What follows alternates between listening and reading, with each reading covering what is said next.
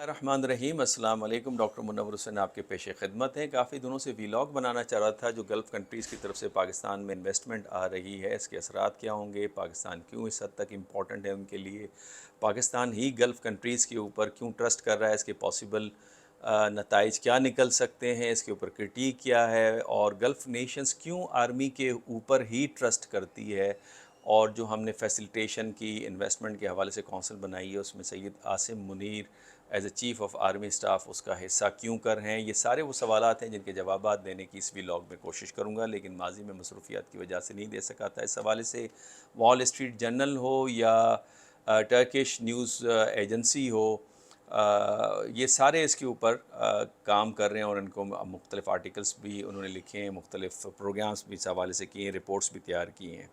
اس وقت جو نیگوسیشن ہے گلف نیشنز اور پاکستان کے درمیان میں وہ کافی ایڈوانس سٹیج کے اوپر ہیں، اور تقریباً اندازہ کیا جا رہا ہے کہ $25 بلین جو ہیں وہ اٹریکٹ کیے جائیں گے پاکستان میں، اور ہمیں معلوم ہے کہ پاکستان کو اس وقت ڈالرز کی اشد ضرورت ہے۔ اس حوالے سے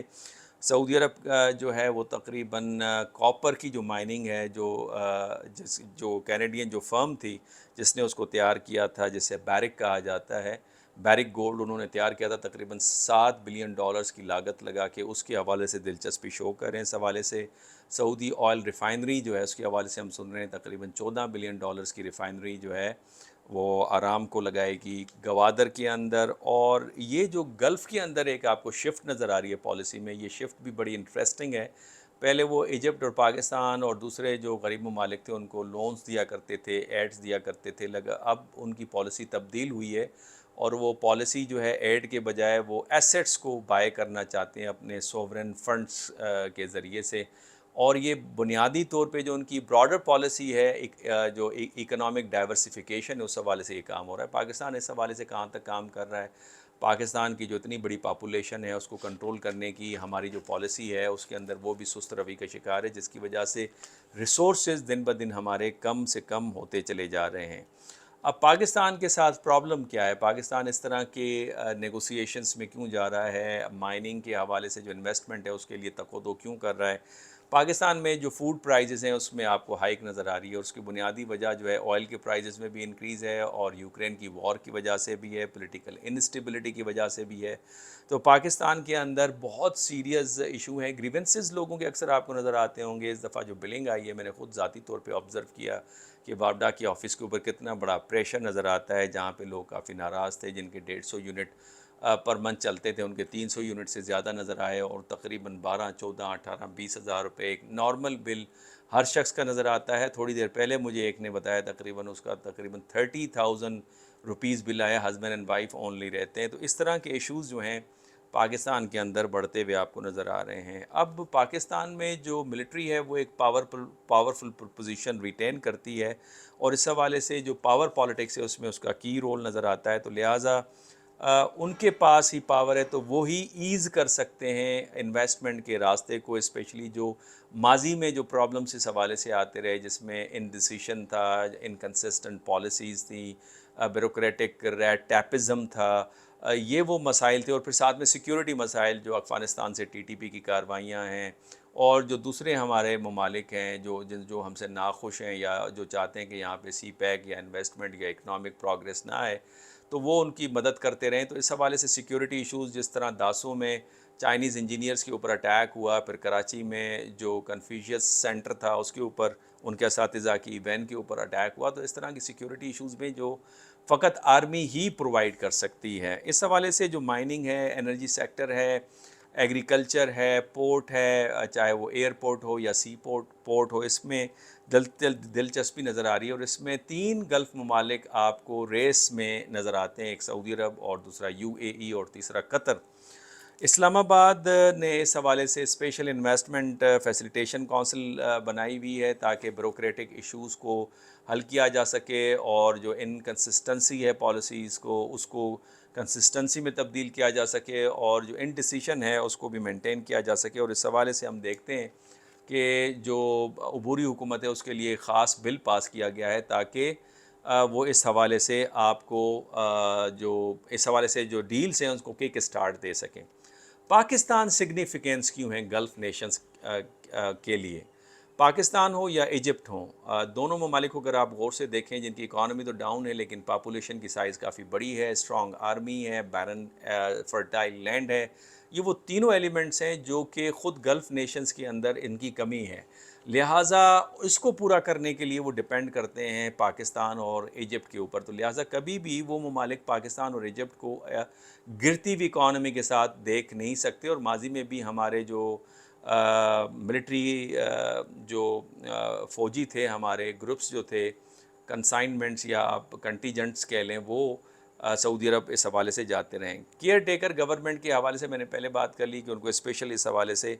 پاورز دیے گئے ہیں۔ اچھا، گلف نیشنز کی جو اٹیچمنٹ ہے ود دا آرمی، یہ کافی آپ کو پرانی نظر آتی ہے، 1950 سے نظر آتی ہے، اور اسپیشلی جب ہم نے سیٹو سینٹو سائن کیا اور ہماری ملٹری ماڈرنائز ہوئی اور پاورفل ہوئی، تو اس حوالے سے اس وقت سے ہمارے تعلقات، ان کو ٹریننگ پرووائڈ کرنا، مشاق ہم جہاز ان کو بیچتے رہے، جو ٹرینر فائٹر جیٹ ہے جس کے ذریعے سے ان کے پائلٹس ٹرین ہوتے ہیں، اس کے بعد ان کو سیکیورٹی کے حوالے سے مدد دینا، اور یہی وجہ ہے کہ چیف آف آرمی اسٹاف نے جیسے ہی اوتھ لیا تو سب سے پہلے ان کا جو آفیشیل وزٹ تھا فارن کنٹریز کا، اس میں سب سے پہلے سعودی عرب تھا۔ اس حوالے سے جو سویلین پرائم منسٹر یا جو کیبنٹ ہے وہ یہ ساری چیزیں ڈیلیور نہیں کر سکتی۔ گلف کا جو ٹرینڈ اگر آپ دیکھیں انویسٹمنٹ کا، وہ کیا آپ کو نظر آتا ہے؟ گلف کے ٹرینڈ میں اگر آپ دیکھیں تو چونکہ وہ اپنی اکانومی کو ڈائیورسیفائی کرنا چاہتے ہیں، آئل بیسڈ اکانومی سے industrial economy, investment, tourism, energy sector کے اندر، مائننگ کے اندر وہ کرنا چاہتے ہیں، تو اس حوالے سے آپ دیکھیں کہ یہ ممالک ایجپٹ ہو گیا، ایتھوپیا ہو گیا، سوڈان ہو گیا، ہارن آف افریقہ ہو گیا، ایون برازیل ہو گیا، وہاں پہ یہ ممالک آپ کو انویسٹ کرتے ہوئے نظر آتے ہیں، اسپیشلی سعودی عرب۔ اس حوالے سے پاکستان اور جو ایجپٹ ہیں وہ کافی امپورٹنٹ ہے، جس کی میں نے 3 وجوہات آپ کے سامنے بتا دی کہ بیرن لینڈ ہے جو کہ فرٹائل ہے، بگ پاپولیشن ہے اور اسٹرانگ آرمی ہے، اور میں سمجھتا ہوں پاکستان کے حوالے سے کہا یہ جا رہا ہے کہ it is the last chance کہ جہاں سے آپ اپنی اکانومی کو دوبارہ بوسٹ کر سکیں اور 6% گروتھ پر اس کو لے کے جا سکیں، اس کے لیے آپ کو ڈالرز جو ہیں وہ چاہیے۔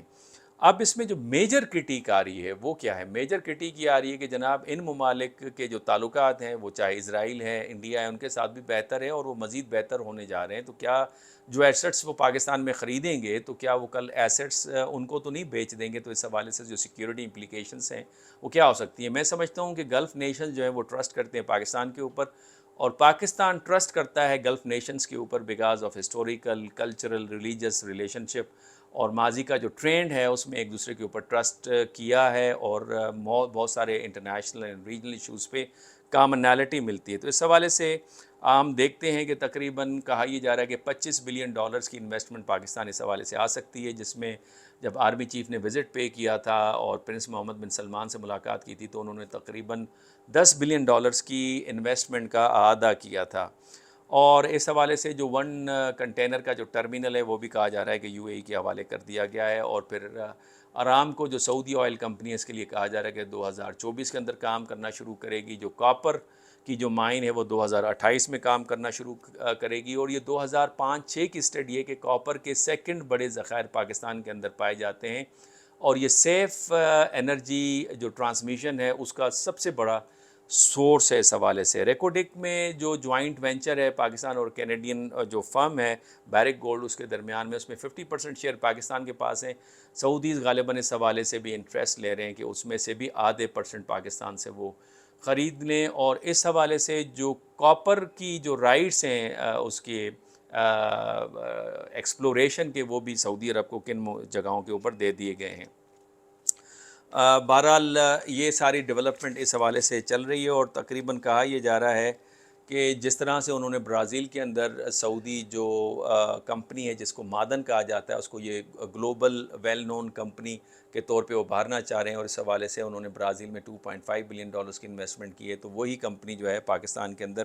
انویسٹمنٹ کرنا چاہ رہا ہے۔ تو اگر آپ دیکھیں کہ سعودی عرب آپ کو مائننگ کے اندر انٹرسٹ لیتے ہوئے نظر آ رہا ہے، UAE ایگریکلچر اور کلین انرجی کے اندر اور لاجسٹکس کے اندر نظر آ رہا ہے، جبکہ قطر بھی پاکستان کے ایئرپورٹس اور پورٹس کے اوپر انٹرسٹ رکھتا ہے، اور اس حوالے سے افغانستان کا جو ایئرپورٹ تھا وہاں پہ ہمیں کمپٹیشن نظر آتی ہے قطر اور UAE کے درمیان میں۔ بہرحال مسلم ممالک ہیں اور یہ ایک قسم کی खुशाइन बात भी है, लेकिन इसके ऊपर कुछ खदशात भी हैं। और जैसे कैसर बंगाली साहब जो माहिर माशियत हैं, उनका कहना है कि हम सारे अपने एसेट्स बेच रहे हैं, इस तरह हमारी डिपेंडेंसी उनके ऊपर रहेगी। मैं समझता हूँ कि इस वक्त आपके पास चाराकार भी नहीं है, ये वो ज़रिया है जिसके ज़रिए से आप अपनी इकॉनमी को बिल्डअप कर सकते हैं और दोबारा रीग्रोथ कर सकते हैं। लेकिन शर्त यह है कि आपके अंदर पॉलिटिकल स्टेबिलिटी और सोशल कोहेसिवनेस रहे। अगर ये दोनों मुतज़लज़ल रहेंगे तो फिर इस स्पेस से ये तरक्की नहीं कर पाएंगे जो हमारी इससे उम्मीद वाबस्ता है। नेक्स्ट वीलॉग जो है मैं वो साइफ़र के ऊपर बात करूँगा, किसी मेहमान से, किसी एक्सपर्ट से। इजाज़त दीजिए, अल्लाह हाफ़िज़।